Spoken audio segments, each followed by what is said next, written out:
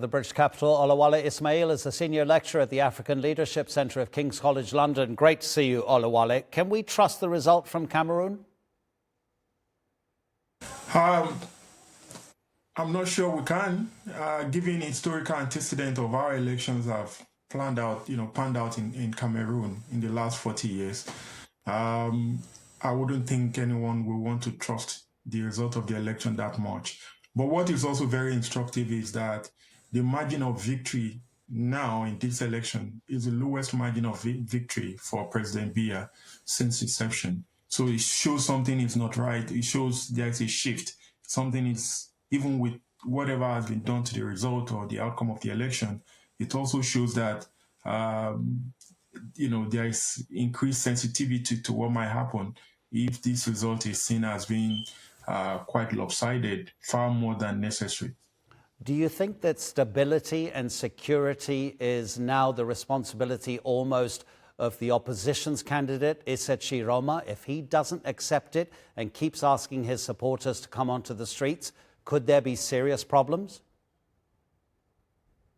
I think the country is polarized in different ways. You can talk about the Anglophone, Francophone polarization, but and I also don't think it's down to the main opposition candidate to either turn up or dial down the tension of the country.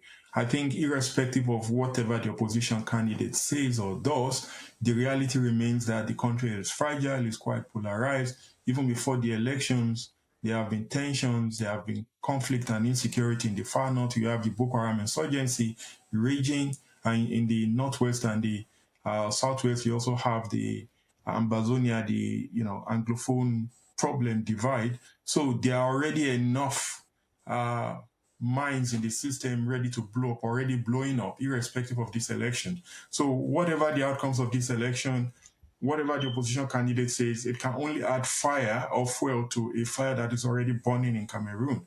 So the next weeks or days ahead will be quite important for the stability of Cameroon on the one hand. Even if this election does not spark a mass protest, a kind of Arab Spring moment in Cameroon, you can bet that that is something that is on the horizon. It's a question of when, not if, that people are going to seek for change, for transformation, in Cameroon. People who are under 50 years old, they only know one man who has been in power in Cameroon. So, and the country has only had two presidents, in its history. But the wind of change blowing across West Africa, especially in Francophone, French-speaking West Africa, or Africa as a whole, Cameroon cannot be an exception to the demand for a new generation of leaders and leadership, for a new face of the country, for new ideas, for fresh impetus, for a new, national restart, a new nation-building project with a new face, with a new voice, with a new set of identity at the helms of affairs. Olawale, do you think if I clipped up your answer that you've just given and made it relevant to Ivory Coast, it would still be valid?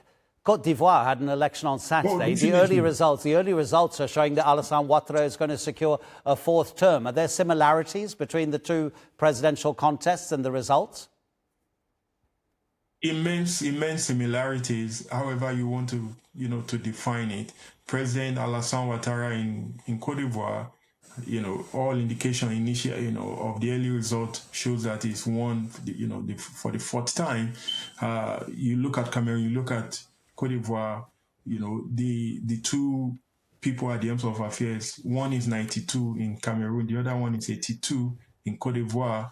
They have, preponderance of youth population. The median age is under 20 in both countries. Both countries are struggling. Young people, there's a high level of youth unemployment, over 40% or thereabout. In Cameroon, slightly less than that. In Côte d'Ivoire, you also have contending security challenges in border regions for the two countries. Cameroon in the northwest and the southwest, as well as the far north. The same thing with Côte d'Ivoire in relation to the Sahel. Then you also have, in the two situations, clear suggestions or accusations of manipulation of the election, including the barring of some leading opposition political parties. You also have systematic changes in the constitution to allow for unlimited time, in office for the two countries. So there are immense similarities in the two situations, but I believe that of Cameroon is a lot more complicated, complex, a lot more serious than Cote d'Ivoire, because at least in Cote d'Ivoire, in the last decade, President Ouattara has been able to deliver some tangible economic progress with some, some important infrastructure projects in the country with, average of 7% of GDP growth in the last few years. So Cote d'Ivoire is slightly in a better place.